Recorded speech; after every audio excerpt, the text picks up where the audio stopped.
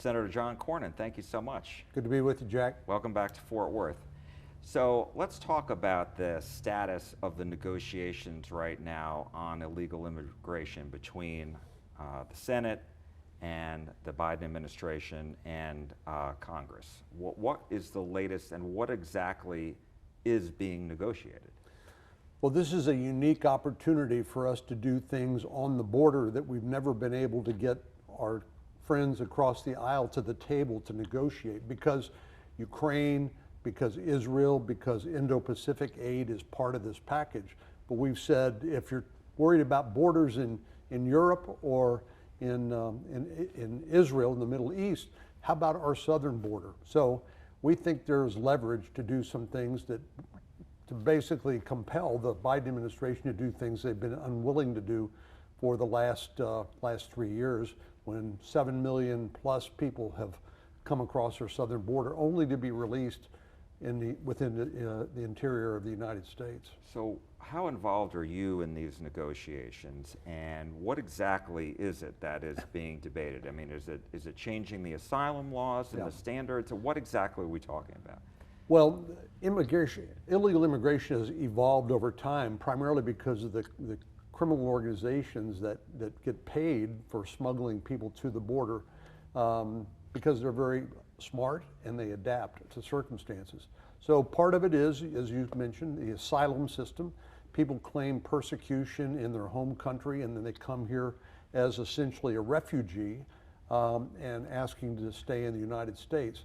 The problem is many of these people will not qualify for that, but they're released into the interior and told to show up for a court hearing years in the future. And then there's this phenomenon, which is a recent development, which is the use of so-called parole, which is releasing people into the interior of the United States, even if they don't have a claim for asylum. This is a huge magnet for more and more people. The reason why you're seeing historically high numbers of people coming to the border is because more and more people are being released into the interior. So we see this as a unique opportunity, combined with the request for Ukraine aid, the Israel aid, and the Indo-Pacific, to use this as leverage to do things that we've never been able to get the Biden administration to do. I saw earlier in the week that Republican Senator Mike Lee of Utah made a post on X, basically saying that the House Speaker, Mike Johnson, has been left out of these negotiations between the Senate and the administration. Is that true? And if so, why is that happening? I think what has happened is that the Speaker is being consulted. This is primarily an activity in the Senate. Obviously, the House and the Speaker will be an important part of getting it passed into law and sending it to the President, if they can pass it in the House. But we have to start somewhere, and where we're starting is in the Senate. And Senator Langford, who's the primary negotiator on the Republican side, I just talked to him on the phone a few minutes ago. He said this is still a work in progress. So nobody's being excluded. Everybody understands that the House gets a vote and that the Speaker has an extraordinarily hard job with just a 2-vote Republican margin. So this has got to be something that can pass both houses and get to the President for his signature.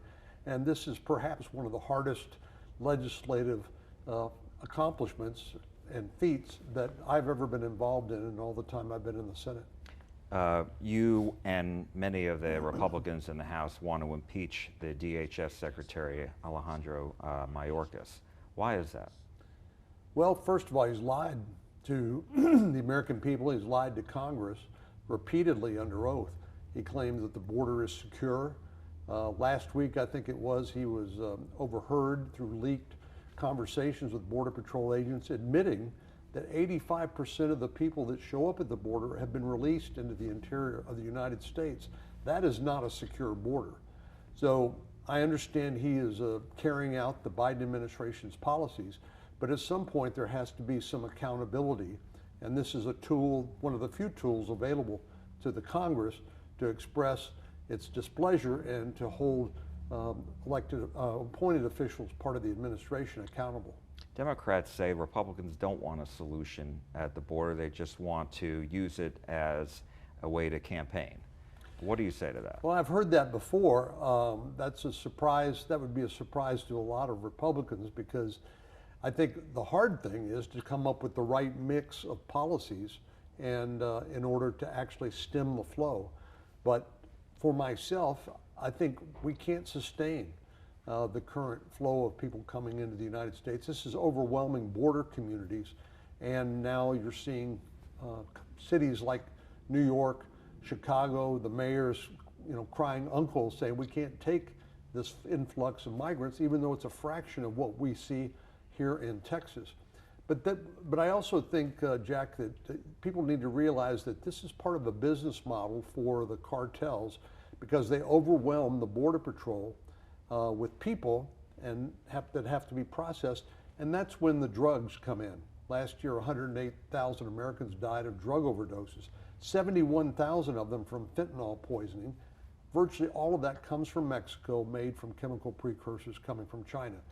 And then, as if that wasn't bad enough, there were 300,000 children that have been placed, unaccompanied children, placed with sponsors in the interior of the United States that are unaccounted for. All 300,000? Well, the New York Times did a story on forced labor of some of these underage children. They documented their own investigation where they called 85,000 of these sponsors, and there wasn't any answer at all.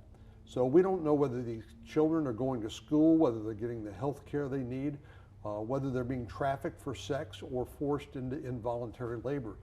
This is really one of the untold elements of this huge scandal known as the border. And Republicans, I think Speaker Johnson was the one who said the president doesn't need Congress to act. And so I'm wondering, what should, in your mind, the president be doing that would prevent this? Well, he does have the tools currently to deal with this problem, but he refuses to do so.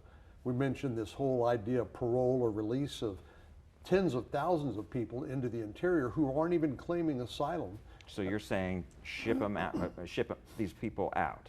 Yeah, I think we need to pull up the welcome mat and the sign that says "Come to the border, you'll be released in the interior." This is a huge draw, or magnet, or pull factor, as the Border Patrol refers to it, that are encouraging more and more people to come. There's simply no deterrence because there's no consequences associated with it.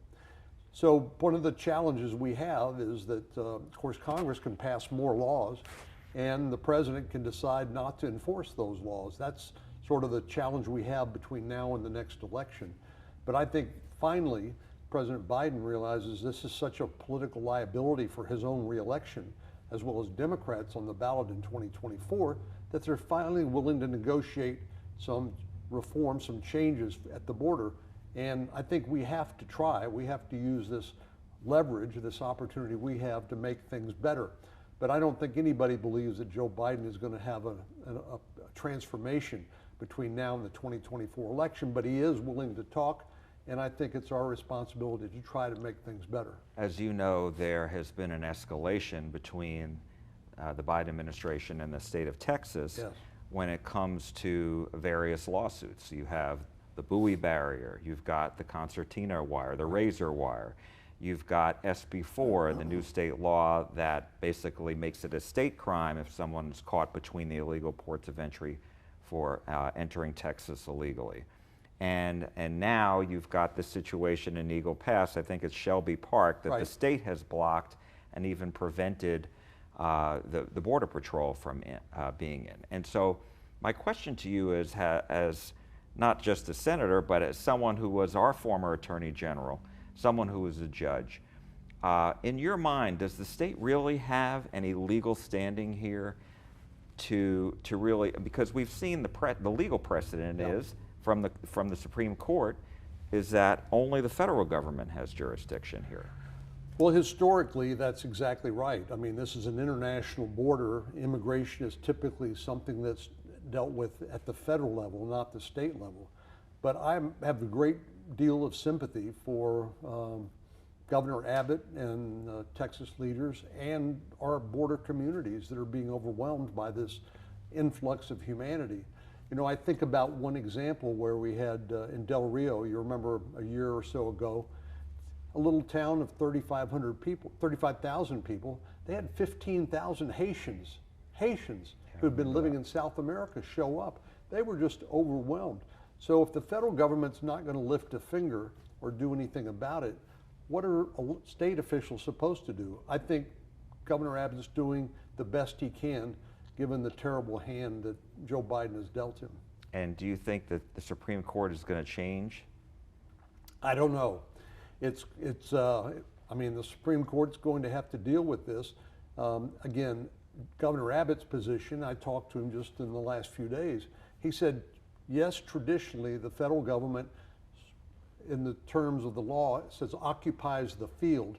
He said, but what if the federal government has left the field and is not even engaged in enforcing the law? We are having to pay the consequences in Texas, and far-flung federal officials in Washington, D.C. too many of them seem oblivious to it. So again, I don't know what else Governor Abbott could do. I'm wholly supportive of his desire to try to do something that he can do legally to stem the flow of both people and of drugs into the state of Texas and into the interior of our country. And speaking of negotiations, right now we could have a government shutdown, perhaps at the end of next week, right? Or at the end of the week, really. Yeah, you know, I mean, we've seen this movie before. Unfortunately, this is part of a narrative that is intended. I mean, this is completely a distraction and completely unnecessary. If Congress was simply doing its job, which is to take up and pass 12 appropriations bills during the fiscal year, you wouldn't have to run up against these deadlines. But we're already past the end of the fiscal year, which was the end of September. There was a continuing resolution or a kick the can down the road bill passed on November the 17th. Now it looks like we're going to do that again while the House and the Senate try to get their act together. It's very frustrating because that is not the way things are supposed to operate, which is why I believe we need new management, and hopefully the next election will provide that. As far as in the White House? And in the Senate. And the Senate. Yep. How confident are you that that's going to happen?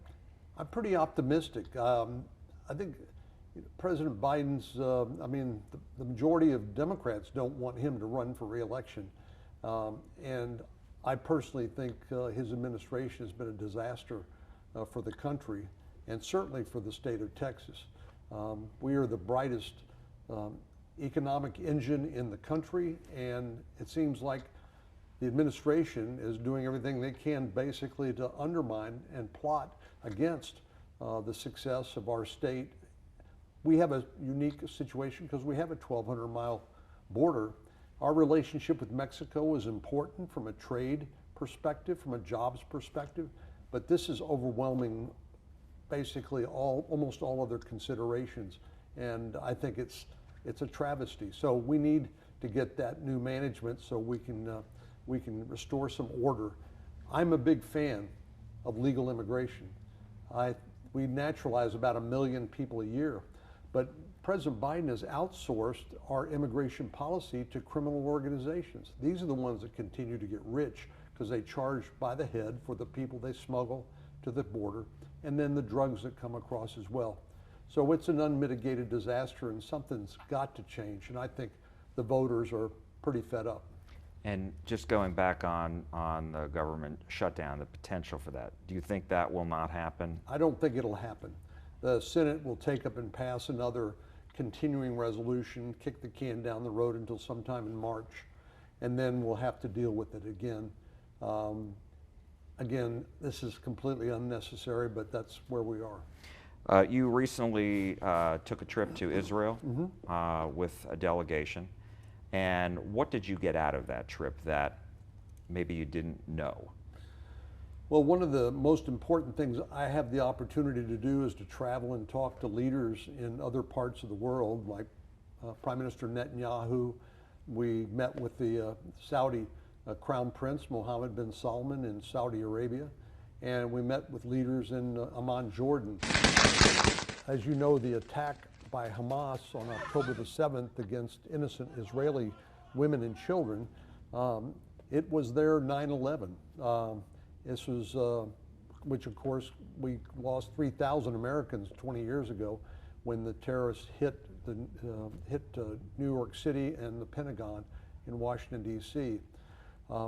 This is part of the proxy wars that Iran is sponsoring, and of course, as we're seeing now, this is not just Hamas attacking innocent Israelis. This is Hezbollah, another proxy, another tentacle of that octopus known as Iran, and then the Houthi rebels in Yemen, in the South Arabian Peninsula, that are attacking shipping in the Red Sea, and the attacks against the United States military in Syria and Iraq by the Shia militias. All of them are proxies for Iran, which is the #1 state sponsor of terrorism. So it was a frightening and important trip. The United States must stand by our allies in Israel during a terrible time for them. It's only been about 3 months since that attack on October the 7th. Many families still have hostages in the hands of the Hamas terrorists. And I know many people are concerned about the Palestinians in Gaza, but the truth is that Hamas has collected billions of dollars that was supposed to go to make the life better for the Palestinian population in Gaza, and used it to build weapons and to build their military so that they could attack Israel. So it was an important trip, and I came away from it believing that we must ultimately deal with the threat of Iran, because they are on a path to develop a nuclear weapon, which would be untenable. Thankfully, both Saudi Arabia and Israel take the position they will never let Iran get nuclear weapons, but they continue to enrich uranium and get closer and closer. And do you believe that there should be a ceasefire, or you're against that? I think if there were a ceasefire, the only people that would cease firing are the Israelis. I believe Hamas will keep coming. As I said, they're a terrorist organization. They killed innocent men and women and children. Some of the films that I've seen, I don't know if you've had a chance to see them, are beyond horrific. And I don't think these are people that you can reason with. I think they are ideologically driven, they're fanatics, and they believe it's their job to kill non-believers, non-Sunni Muslims, or I should say non-Shia Muslims in the Middle East and elsewhere. So I think calling for a ceasefire maybe makes you feel good, but the fact of the matter is Israel needs to be able to defend itself against this threat and to eliminate it so it doesn't happen again in the near future. I wanted to ask you two other quick questions. First, all of the news that we saw last month happen with Kate Cox, this woman from Dallas. She had to leave the state to get an abortion. What do you make of that situation? Should that happen?